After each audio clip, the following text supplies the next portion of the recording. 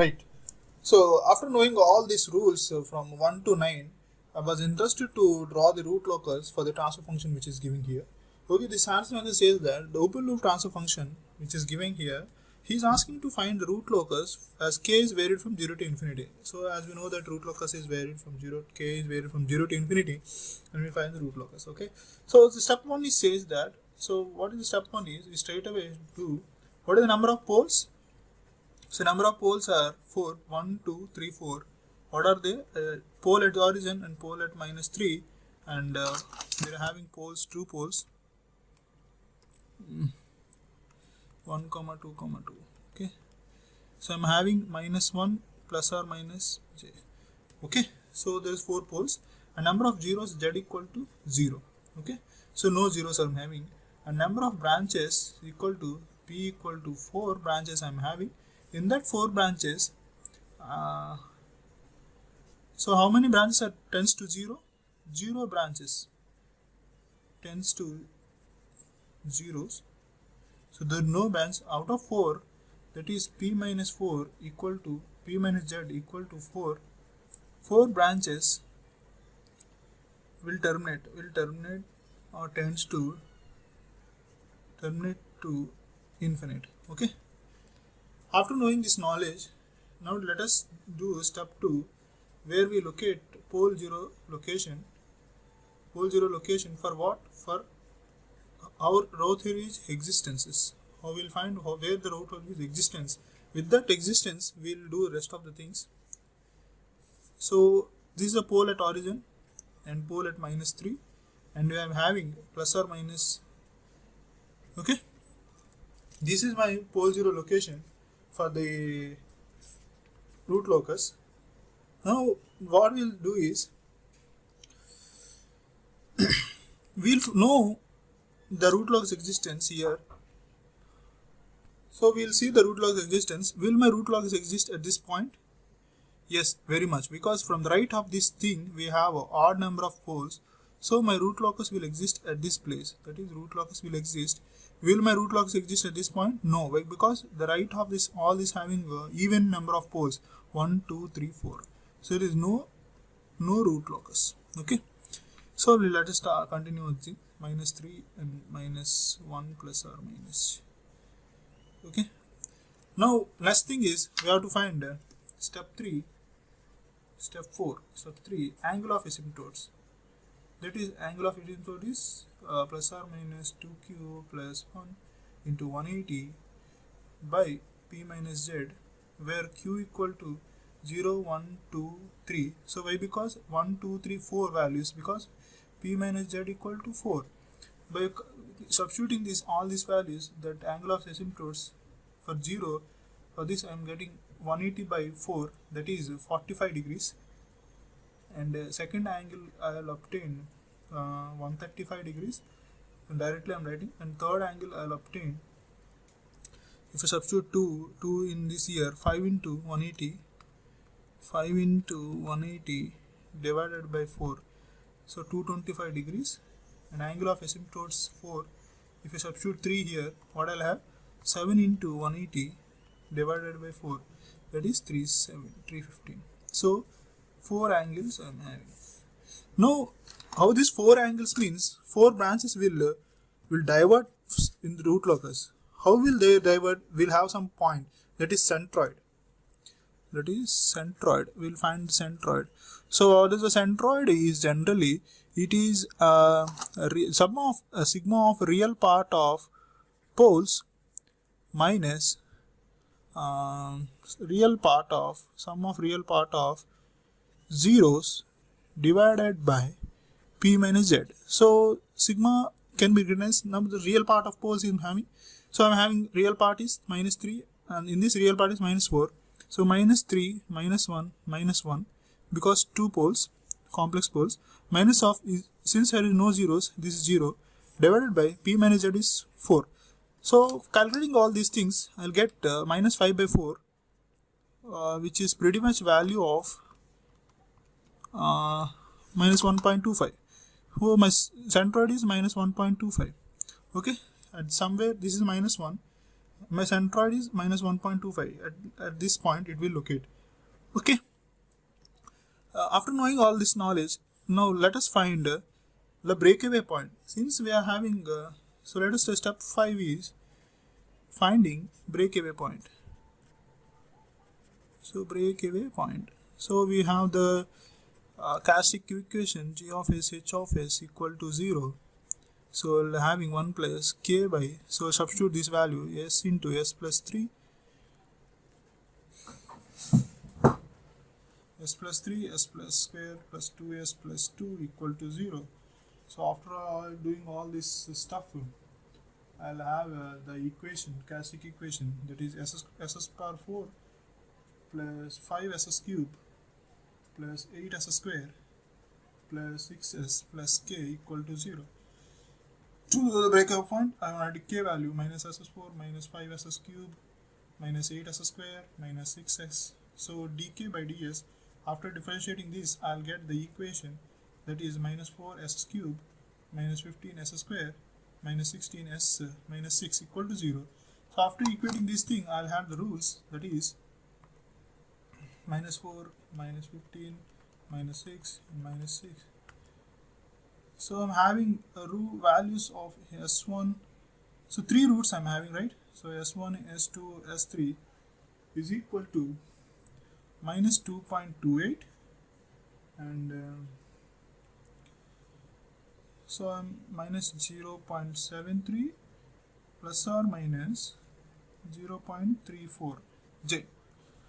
Okay, so these 3 points I've got from equating this. From this information, what I say is that the other 2 roots which are complex, there are not valid breakaway point, because the breakaway point will lie in the real axis. Okay, and the opportunity I'm having to give validity, that is s equal to minus 2.28 is the valid breakaway point. Okay.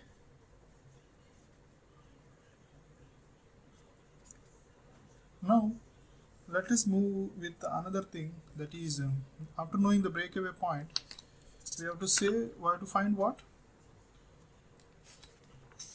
Angle of departure.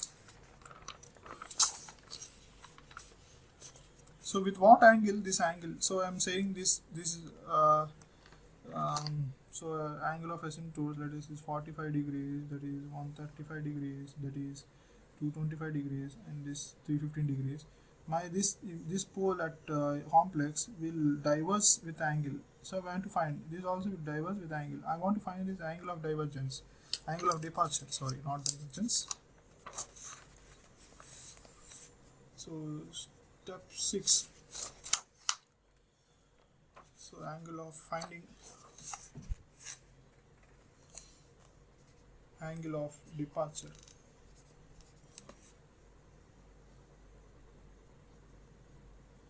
Angle of departure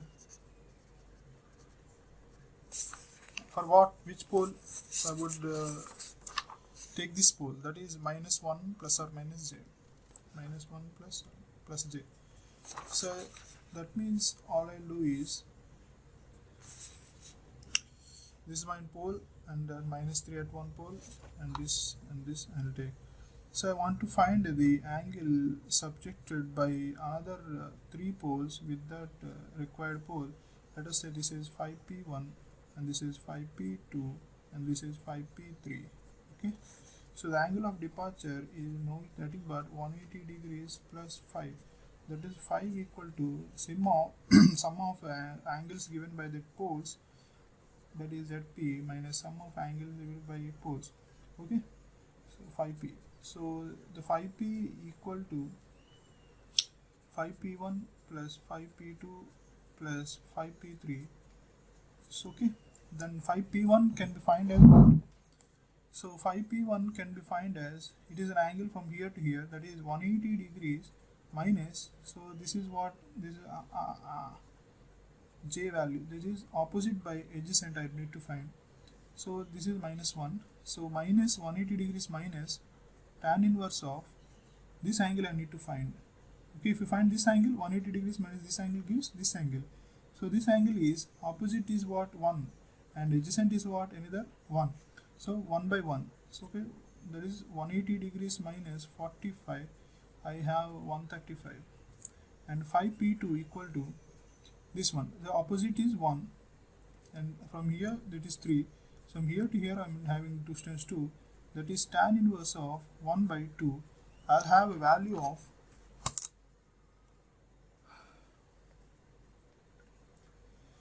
I'm having a value of tan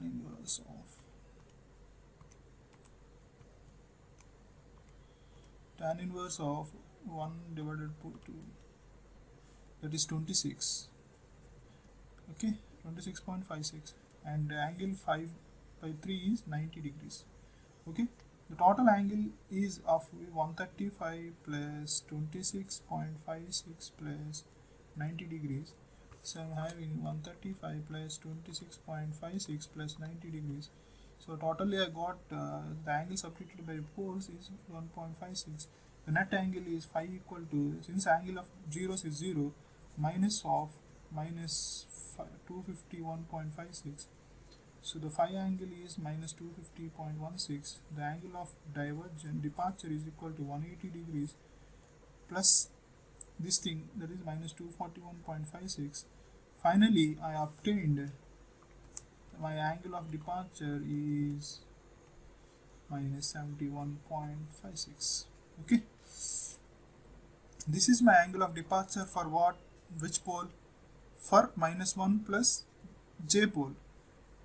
Then the angle of departure for my negation of this for which another pole is minus j dot. Okay, angle of departure of 2 and let us say 1. Okay, this is angle of departure for this pole and this is angle of departure for me. Next step is to find step 7, the intersection with imaginary axis.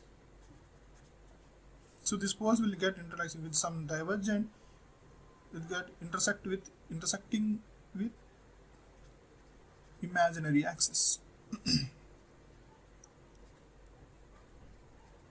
So with Roth-Hurwitz criteria, I said that we can find the imaginary axis. We can find point of intersection with the imaginary axis. So g of s h of s equal to 0.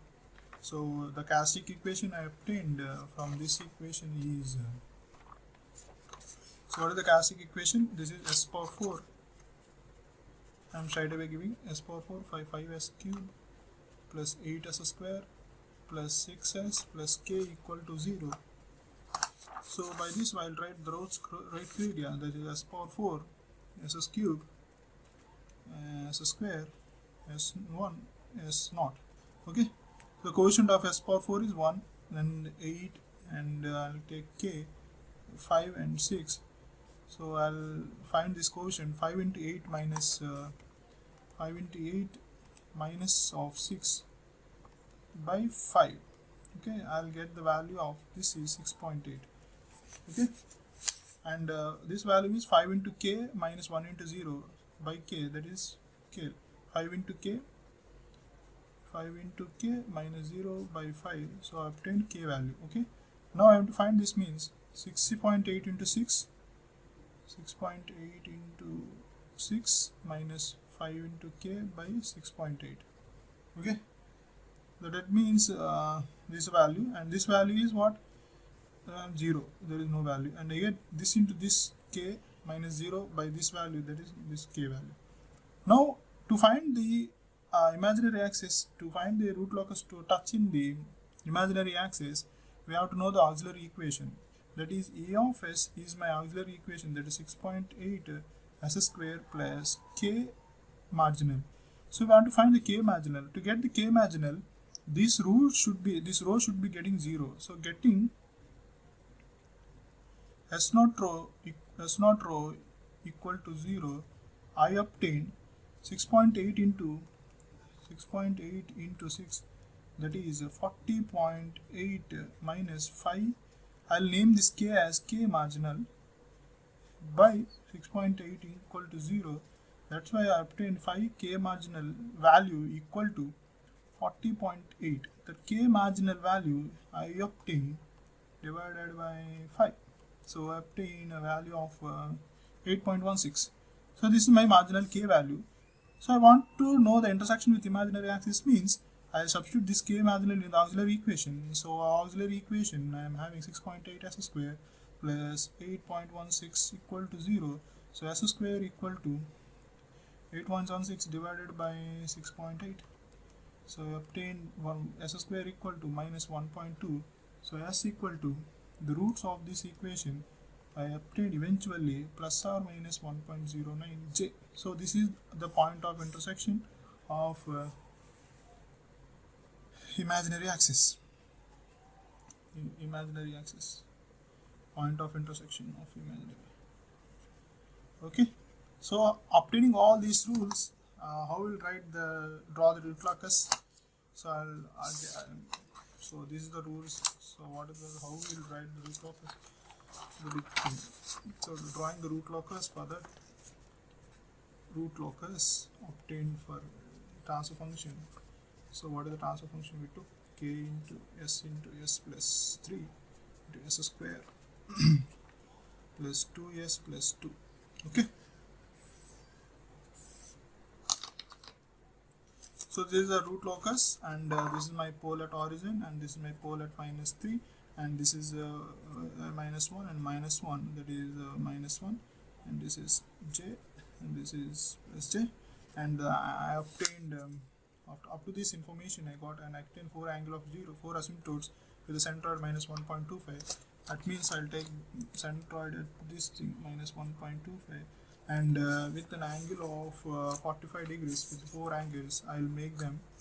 Okay, that is so this is the 45 degrees, and this is 135 degrees, means I obtain like this at this point, and again another asymptote angle is 225 degrees, that means this thing, and another 315 angle means at this point. Okay, so with the scale I just draw the, this is my case. So I'm drawing these asymptotes, the 4 asymptotes. Just drawn all the 4 asymptotes with this asymptotes angle of 45 degrees, and this asymptote with an angle of 135 degrees, and this asymptote with an angle of 225 degrees, and this asymptote with an angle of 315 degrees.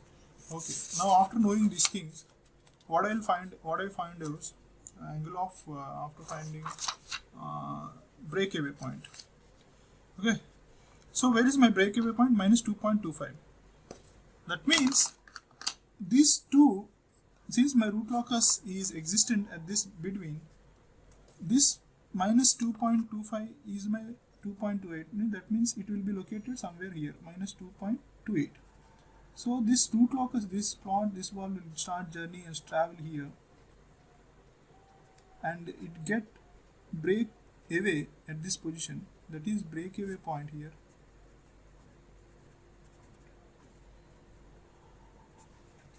So breakaway point it takes, and it will, this one pole will move like this, another pole will move like this. Sorry, I have to draw it slightly in this position, I'm just mistaken, and it at infinite it will touch this. Okay, at infinite it will touch this asymptotes. At infinite this will touch with the asymptote. Okay,